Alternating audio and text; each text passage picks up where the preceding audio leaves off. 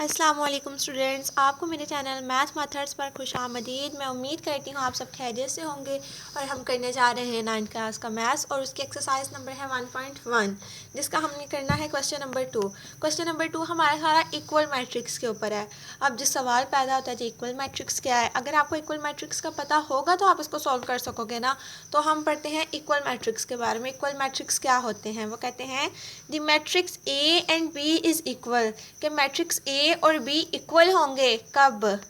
If entries of A and B same, अगर A matrix की और बी मैट्रिक्स की एंट्रीज सेम होंगी, यानी कि जो इनके अंदर वैल्यू है वो सेम होगी। और दूसरी बात क्या कहते हैं वो हमें, the order of matrix is same, जब इन मैट्रिक्स का ऑर्डर सेम होगा, ठीक है, तब ये हमारी इक्वल मैट्रिक्स कहलाएगी। मैं उम्मीद करती हूँ आपको इक्वल मैट्रिक्स का पता चल गया है। अब हम इसकी क्वेश्चंस की तरफ चलते हैं और क्वेश्चन नोट करते हैं। तो क्वेश्चन में वो हमें दे रहे हैं ए की वैल्यू, ए वो हमें दे रहे हैं ए इज़ इक्वल टू 3 और दूसरी जानिब हमें दे रहे हैं सी इज़ इक्वल टू 5 - 2। तो अगर आप गौर से देखें तो ए की वैल्यू 3 है और दूसरी तरफ देखें तो 5 - 2। जब हम 5 के अंदर से -2 कर देते हैं तो हमारे पास 3 ही बचता है। तो इसका हम क्या लिखेंगे? The order of matrix A and C is equal, यानी कि ये जो मैट्रिक्स ए है और बी है ये इक्वल मैट्रिक्स है, ठीक है। ये हमारी बात क्लियर होगी। इसी तरह हम दूसरे की जानिब बढ़ते हैं।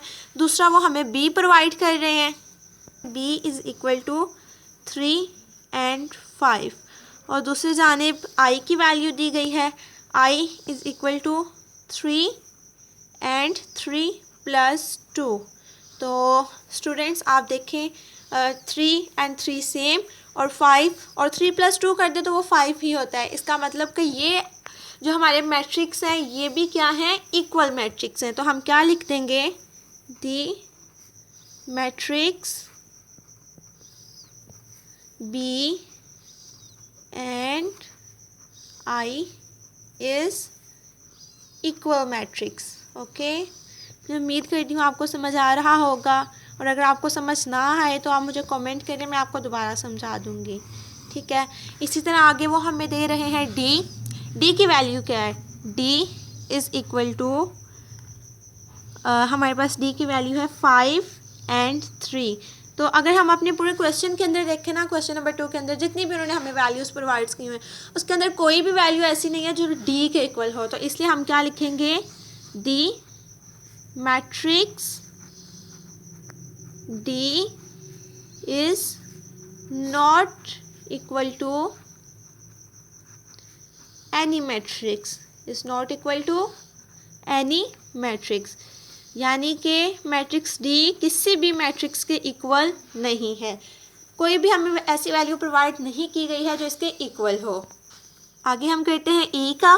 तो ई की वैल्यू हमें दी गई है, E is equal to 4 0 6 and 2 और दूसरी जानिब हमें जो इसके इक्वल वैल्यू मिलती है वो हमारी आती है जी जे की। जे इज़ इक्वल टू 2 + 2 2 - 2, उसके बाद 2 + 4 and 2 + 0।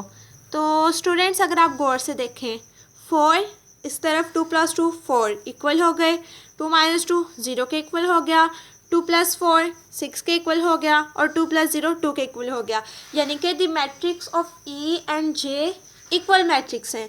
क्यों? क्योंकि ई की एंट्रीज़ और जे की एंट्रीज़ इनके अंदर वाली वैल्यूज सेम हैं, इसलिए हम इसके बारे में क्या लिखेंगे? The matrix E and J is equal. Okay,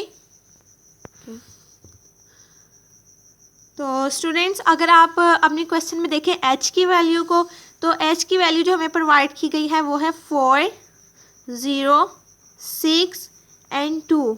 तो इसके अंदर भी जो हमारी h की वैल्यू है वो j के इक्वल भी है और e की इक्वल भी है, ठीक है। तो आप दोनों तरह लिख सकते हैं, ओके। मैं लिख देती हूँ e इज़ इक्वल टू 4062। देखें इनके अंदर कोई रद्दो बदल नहीं है, ये बिल्कुल सेम है। तो इनके बारे में भी हम क्या लिखेंगे, the matrix of h and e is equal, okay. और ये हमारा लास्ट क्वेश्चन था और हमारी एक्सरसाइज हो गई है कंप्लीट। मैं उम्मीद करती हूँ आपको पसंद आई होगी, सारी समझ आई होगी। और अगर आपको समझ आई है तो इसे अपने फ्रेंड्स के साथ शेयर करें और मेरे चैनल को लाइक एंड सब्सक्राइब ज़रूर करें, क्योंकि आपका फ़ीडबैक ही हमें बताएगा कि हमने इस कोर्स को मज़ीद आगे लेके चलना है या नहीं। और दुआओं में याद रखिएगा, अल्लाह आपको कामयाबी कामरानी अता फ़रमाए। अल्लाह हाफ़िज़।